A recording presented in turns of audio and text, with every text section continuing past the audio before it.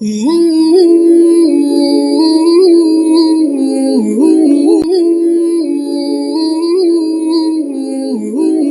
Friends, Ali science के YouTube channel पर आप सभी का स्वागत है। CHO यानी कार्बन है, हाइड्रोजन है और ऑक्सीजन है, इनकी कभी पादपों में कमी नहीं होती। अब क्यों नहीं होती इनकी कमी, इनके बारे में मैं आपको कभी आगे बताएंगे इस वीडियो के अंदर। अभी हम पढ़ेंगे कि CHO की अगर कमी नहीं है तो अगले नेट जो है तत्व कौन से हो गए। नेक्स्ट हमारे पास NPK यानी हो गया नाइट्रोजन है, फास्फोरस है और पोटेशियम है। अब हम इनके बारे में देख लेते हैं कि अगर इनकी कमी पादप में हो जाए तो प्लांट है उस पर क्या इफेक्ट पड़ेगा, उसकी ग्रोथ रुकेगी या नहीं रुकेगी। तो चलिए स्टार्ट करते हैं। हमारे पास है N, P और K, इनके बारे में जानते हैं। तो सबसे पहले हम इसमें स्टार्ट करते हैं नाइट्रोजन के बारे में, ठीक है। तो देखिए सबसे पहले तो हम इनका नाइट्रोजन का अवशोषण पढ़ते हैं, इनको एब्जॉर्प्शन इनका कैसे होता है ये स्टडी करते हैं। तो जो नाइट्रोजन है, ठीक है, इनका अवशोषण ये वायुमंडल में तो होती है किसके रूप में, N2 के रूप में। यानी सर्वाधिक गैस वायुमंडल में कौन सी है, नाइट्रोजन गैस है, N2 के फॉर्म में है, लेकिन पादप के लिए काम की नहीं होती। तो N2 को क्या किया जाता है, इनका नाइट्रोजन स्थिरीकरण किया जाता है, नाइट्रोजन फिक्सेशन किया जाता है। अब क्वेश्चन बन गया सर ये क्या होता है, नाइट्रोजन फिक्सेशन या नाइट्रोजन स्थिरीकरण क्या होता है। तो इसके बारे में हम डिटेल से आगे पढ़ेंगे, वीडियो में हमारे आएगा नाइट्रोजन मेटाबॉलिज्म, उसमें हम पढ़ेंगे इसको। तो नाइट्रोजन फिक्सेशन में क्या होता है, नाइट्रोजन को इनके आयंस में चेंज कर दिया जाता है। इनके अलग अलग जो आयंस होते हैं ये बना दिए जाते हैं, जिनको हम अमोनियम आयन हो गया, नाइट्रेट आयन हो गया, नाइट्राइट आयन हो गया, इनमें इनको परिवर्तित कर दिया जाएगा। फिर इन आयनों का अवशोषण है ये मिट्टी से करेंगे, यानी मृदा जो है, सोइल है, वहां से प्लांट इनका अब्जॉर्प्शन करेंगे। कंप्लीट है। तो ये हो गया अवशोषण। दूसरा, इनका प्लांट में कार्य क्या है, इनका फंक्शन क्या है, हम उनके बारे में जानते हैं। तो देखें, आपने अगर स्ट्रक्चर पढ़ी होगी DNA की और RNA की, तो DNA और RNA की स्ट्रक्चर में आपने नाम सुना होगा प्यूरिन और पायरिमिडीन्स, ठीक है। DNA RNA में क्या होता है, प्यूरिन्स होता है, पायरिमिडीन होता है। अगर आपको इसकी संरचना नहीं पता है DNA की और RNA की तो आप बेझिझक हमें कमेंट में पूछ सकते हैं, मैं इसके लिए आपको एक फर्दर वीडियो बना दूंगा जिसमें आपको DNA की जो संरचना है वो इजी से इजी तरीके से आपको समझा दी जाएगी और एकदम डीपली समझा देंगे, यानी वो कॉलेज तक भी आपके काम आएगी, ठीक है। तो DNA और RNA में आपने पढ़ा है नाइट्रोजन क्षार होते हैं। नाइट्रोजन क्षार दो प्रकार के होते हैं, प्यूरिन और पायरिमिडीन। तो प्यूरिन और पायरिमिडीन में ये काम आता है, ठीक है। ओके, तो ये किसमें काम आ रहा है, ये काम आ रहा है प्यूरिन में और पायरिमिडीन में।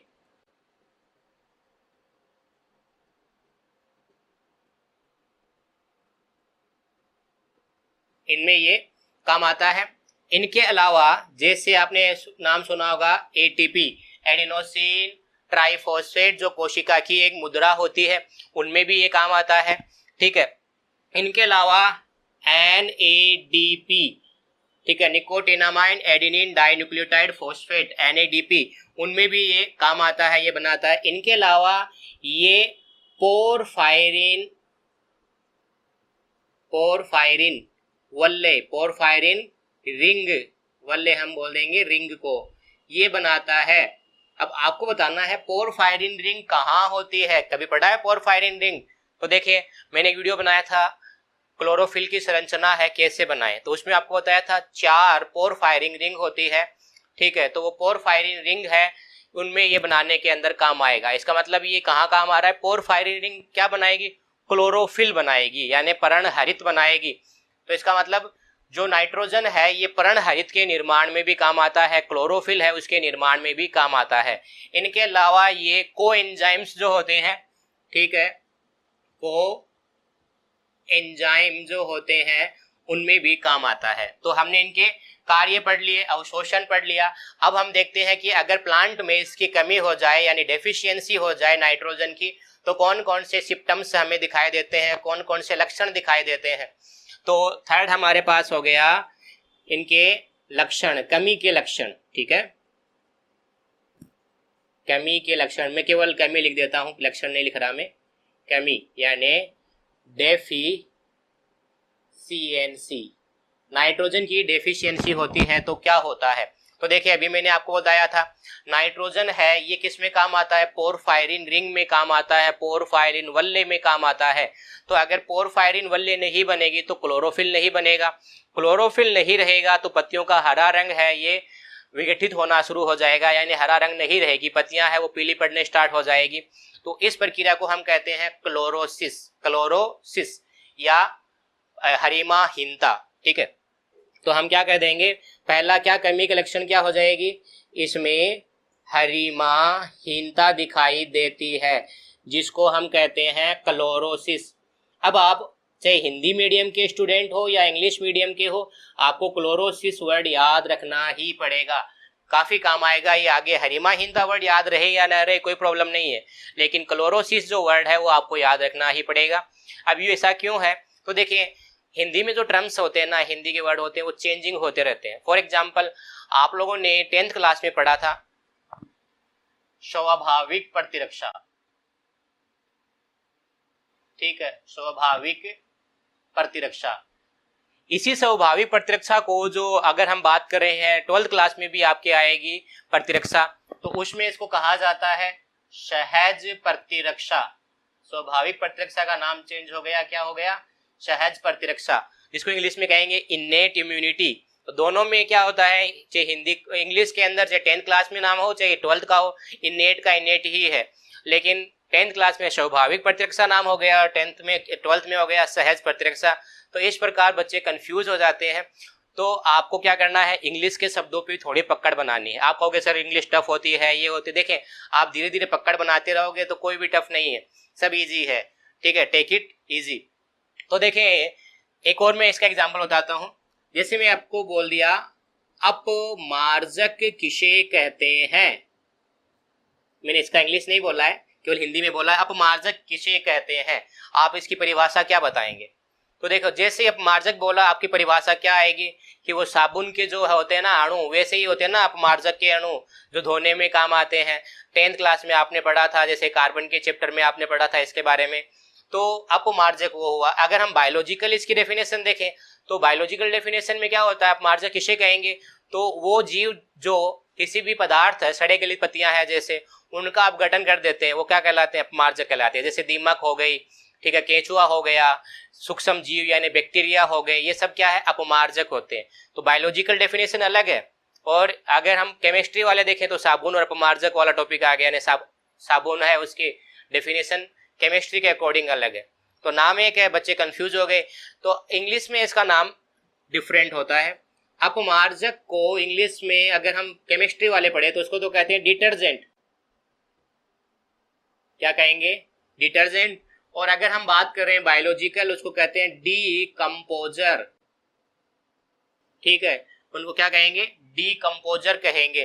तो आपको अगर क्वेश्चन आ गया व्हाट इज डीकंपोजर, आप बता दोगे बायोलॉजी वाली डेफिनेशन बतानी है। अगर आ गया व्हाट इज डिटर्जेंट, आप बता दोगे केमिस्ट्री वाली डेफिनेशन बतानी है। तो इसमें क्या है कि बच्चे कंफ्यूज ना हो, तो इसलिए आप साथ साथ में इंग्लिश के टर्म्स भी देखते रहा करें। ऐसा आ चुका है 2-3 साल पहले 10th क्लास के अंदर ऐसा क्वेश्चन आया गया था, अपमार्जक क्या होता है, ठीक है, और इसका ऑप्शन था नीचे what is detergent, sorry what is decomposer था उसमें। तो अगर बच्चों ने क्या सोचा, अपमार्जक केमिस्ट्री वाला देखा था उसका अनुसार, तो उसका क्वेश्चन गलत हो गया। और जिन्होंने अगर इंग्लिश का साथ में पढ़ लिया है, उसका बायोलॉजिकल डेफिनेशन लिखी है, इसका मतलब उसका क्वेश्चन सही हो गया, इसका आंसर सही हो गया। तो आपको साथ में इंग्लिश का जरूर देखना है। तो क्लोरोसिस किसे कहेंगे, जो क्लोरोफिल है, पर्णहरित है, उसका अपघटन होना लग जाएगा अगर नाइट्रोजन कम बने तो। अब देखें क्या होता है, क्लोरोसिस भी किसमें होता है, जो पुरानी पत्तियां होती है ना, जिसको हम कहेंगे वृद्ध पत्तियां, ठीक है, वृद्ध पत्तियों के अंदर क्लोरोसिस होगा। अब ऐसा क्यों है, वो इसलिए कि जैसे हमारे पास ये प्लांट है, इसमें यहाँ पत्तियां लगी हुई है, नीचे भी पत्तियां हैं, ठीक है, तो अगर इनमें नाइट्रोजन की कमी होती है तो ये क्या करते हैं, नाइट्रोजन को इन पत्तियों से निकाल लेते हैं, और ये ऊपर वाली जो पत्तियां हैं यानी नई पत्तियां हैं, तरुण पत्तियां हैं, यंग लीफ है, उनके अंदर चला जाता है नाइट्रोजन।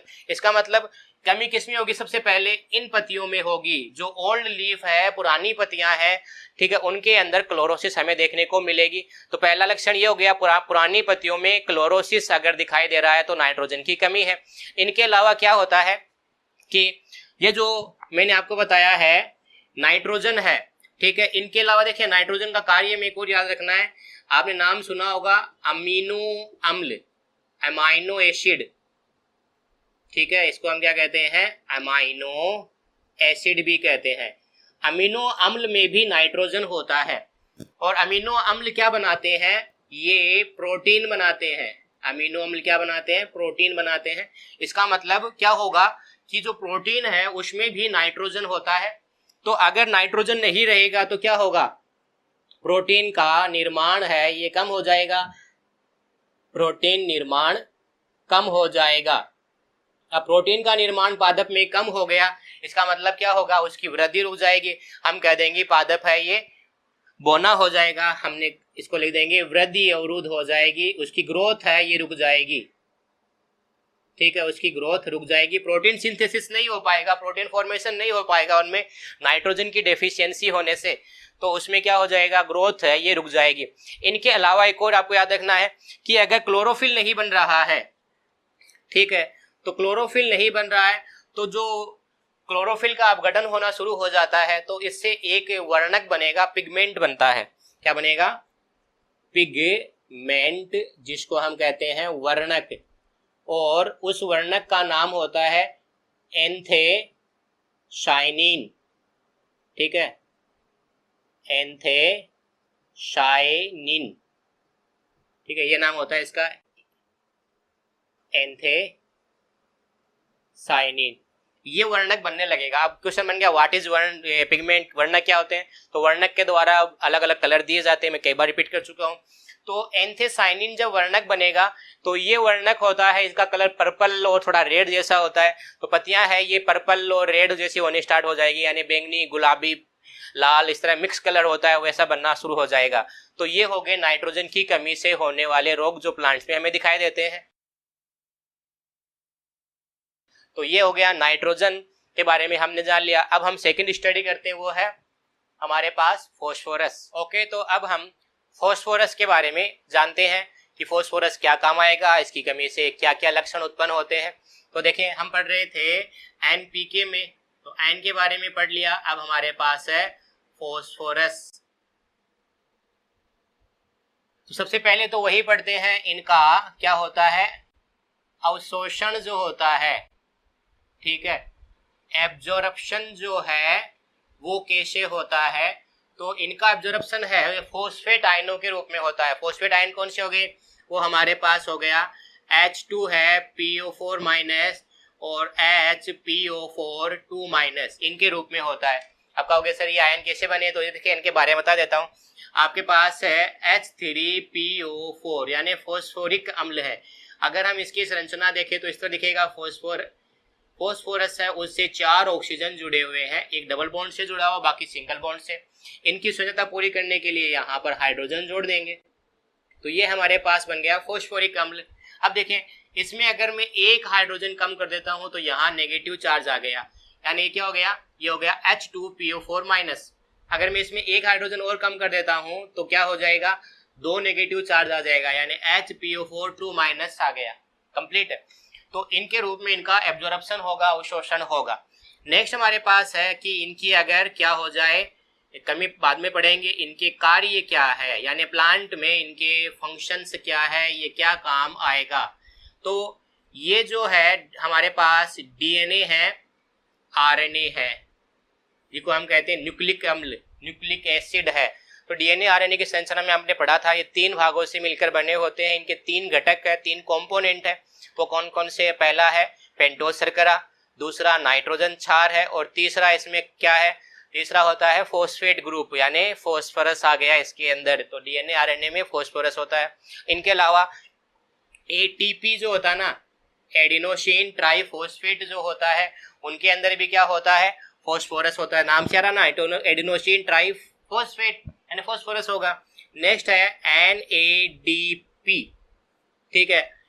तो इसका नाम क्या है, इसका नाम होता है निकोटिनामाइन एडेनिन डाइन्यूक्लियोटाइड फॉस्फेट। तो इसमें भी काम आ रहा है फॉस्फेट। इनके अलावा जो कोएंजाइम्स होते हैं, ठीक है, उनमें भी फॉस्फोरस है, ये काम आएगा। आप क्वेश्चन बनते हैं सर कोएंजाइम क्या है, कोएंजाइम क्या है। तो देखिए कोएंजाइम का एक मैं चैप्टर आपको पढ़ाऊंगा एंजाइम से जुड़ा हुआ, उसमें आपको इजी तरीके से बता दिया जाएगा। नेक्स्ट हमारे पास है कोएंजाइम हो गया, इनके अलावा है फॉस्फोलिपिड, ठीक है, इसमें भी देखें नाम आ रहा है फॉस्फो यानी फॉस्फेट, इसमें भी काम आएगा। अब व्हाट इज फॉस्फोलिपिड? फॉस्फोलिपिड है जो सेल मेम्ब्रेन होती है ना, कोशिका की झिल्ली होती है बाहर की ओर, उसको बनाने में काम आती है। तो उसके अंदर भी क्या होगा, ये फॉस्फोरस होगा, ठीक है। ये ज्यादातर किन में मिलता है, तो जो मेरिस्टेमेटिक रीजन होता है, मेरिस्टेमेटिक रीजन, इसका मतलब क्या हुआ, जिसको हम कहते हैं विभज्योतिकी क्षेत्र। विभज्योतिकी क्षेत्र जो होते हैं ना, उनके अंदर भी क्या है, ये जो फॉस्फोरस है ये काम आता है। कंप्लीट है। तो ये इन सभी के अंदर फॉस्फोरस हो गया। कहाँ पर ज्यादा मिलेगा, विभज्योतिकी क्षेत्र। ये क्या होता है, जैसे आपने पादप की संरचना में पढ़ा होगा, ऊपर का जो टिप भाग होता है, जो विभाजन करने वाले उत्तक होते हैं, जो डिवाइड करते रहते हैं, सेल डिवाइड होती रहती है, वो कहलाते हैं मेरिस्टेमेटिक रीजन या विभज्योतिकी क्षेत्र। तो वहां पर ज्यादा मात्रा में क्या पाया जाएगा, फॉस्फोरस होगा।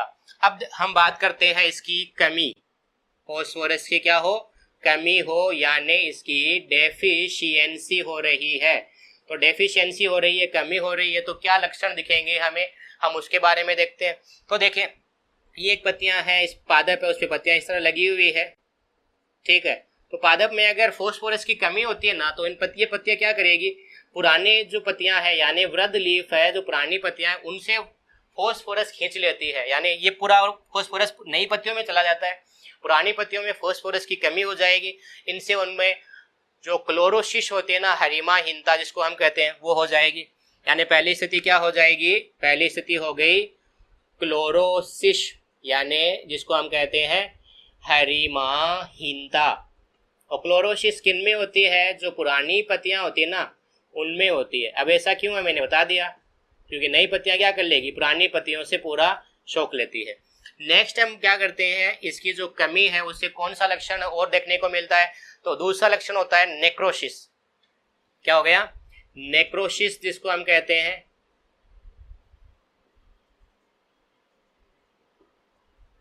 जिसको हम कहेंगे उत्तक क्षय।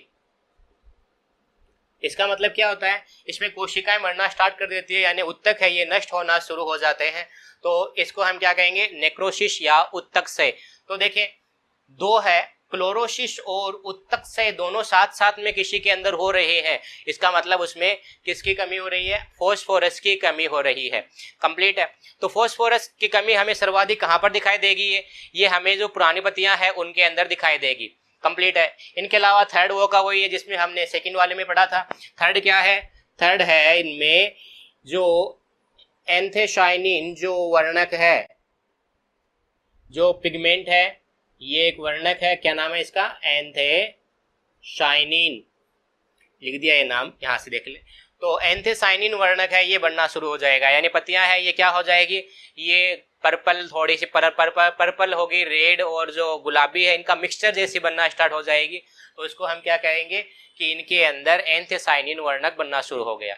इनके अलावा पादप की वृद्धि है ये रुक जाएगी, यानी पादप की वृद्धि रुक गया तो पादप कैसा हो जाएगा, पादप है ये बोना रह जाएगा, स्टंट रह जाएगा। कंप्लीट है, पादप है ये बोना रह जाएगा, ड्वार्फ रहेगा प्लांट। तो ये हो गए हमारे पास फॉस्फोरस के बारे में।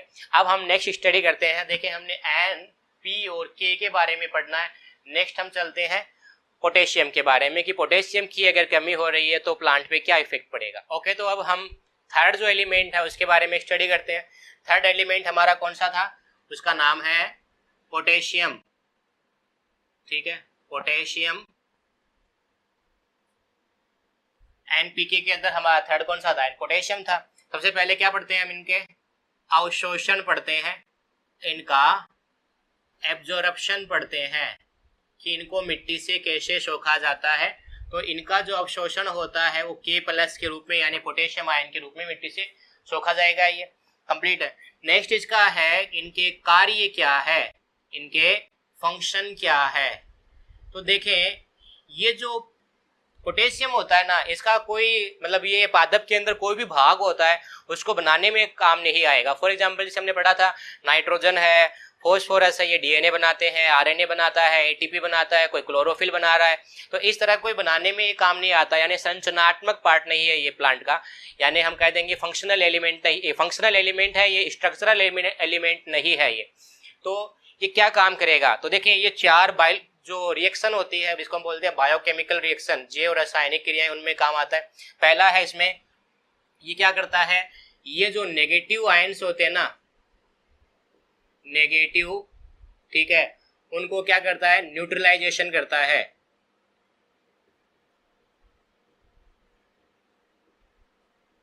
यानी हम कह देते हैं ऋणायन जो होता है ना, उनका क्या करता है, ये उदासीनीकरण करता है, ऋणायन उदासीनीकरण। अब इसका मतलब क्या है, एक कोशिका है, ठीक है, इसमें क्लोरीन आयन बहुत ज्यादा हो गए हैं, क्लोरीन आयन बहुत ज्यादा हो गए हैं, नेगेटिव आयंस बहुत ज्यादा हो गए, तो बाहर से क्या आ जाएगा, इसके अंदर पोटेशियम आयन आ जाएंगे। जितने क्लोरीन आयन हुए उतने पोटेशियम आयन हो गए। अब क्लोरीन आयन है उनमें माइनस होता है, ये नेगेटिव होते हैं, और पोटेशियम आयन पॉजिटिव चार्ज होते हैं, तो ये कैसे हो जाएंगे, उदासीन हो जाते हैं, ठीक है। सेकंड ये काम आता है किसमें, ये जो मेम्ब्रेन ट्रांसपोर्ट होता है, मेम्ब्रेन ट्रांसपोर्ट जो प्रोसेस है उसमें ये काम आता है, जिसको हम कह देते हैं कला अभिगमन, उसमें ये काम आता है। अब ये क्या हुआ, देखिए हमने जो स्टोमेटा होते हैं ना, यानी रंध्र है, उनके खोलने और बंद होने के बारे में पढ़ा था।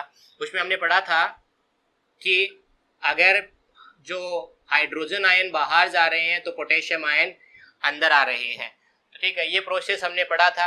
तो ये क्या करता है कि कोई भी पदार्थ है उनको झिल्ली से बाहर भेजना है या अंदर लाना है कोशिका के झिल्ली से, तो ये प्रोसेस कहलाती है इसका कला अभिगमन, ठीक है, यानी मेम्ब्रेन ट्रांसपोर्ट, तो उनमें ये सहायता करता है, कंप्लीट है। इनके अलावा ये क्या करता है, इनके अलावा ये प्रासरणी विभव जो होता है, ठीक है, जिसको हम कहते हैं ऑस्मोटिक पोटेंशियल, ऑस्मोटिक पोटेंशियल यानी परासरणी विभव, ठीक है, उसमें सहायता करता है, ठीक है। ऑस्मोटिक पोटेंशियल या प्रासरणी विभव में ये सहायता करता है, यानी प्रासरण दाब को ये नियत बनाए रखता है।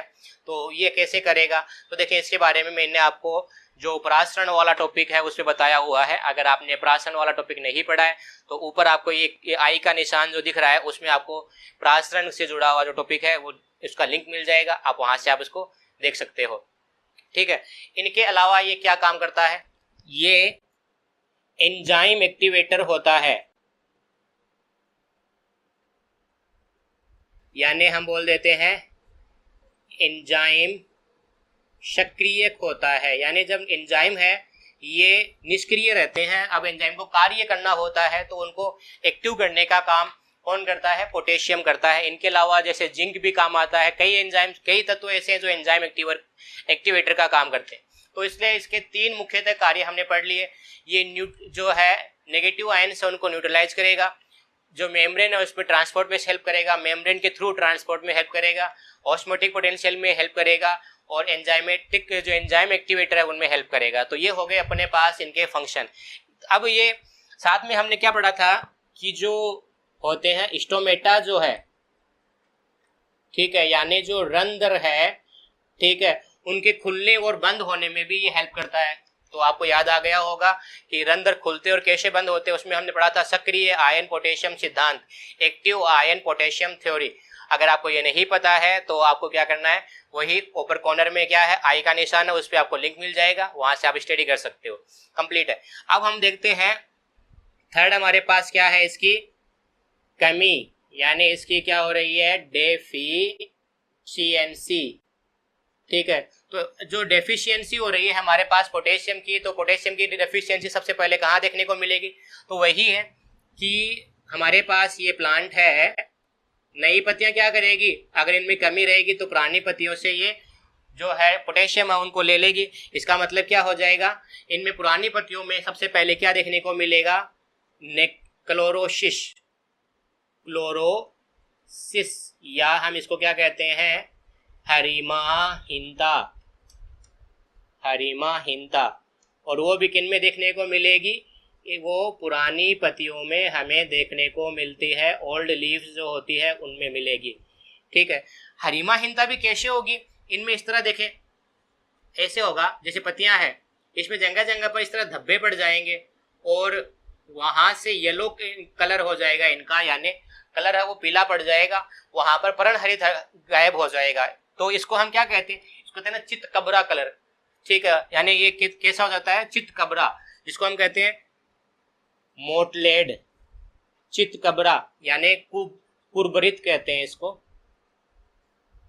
तो क्या पर क्वेश्चन बन गया, मोटलेड क्या है, क्लोरोसिस जो हो रहा है वो किसकी कमी की वजह से हो रहा है, पोटेशियम की कमी से है।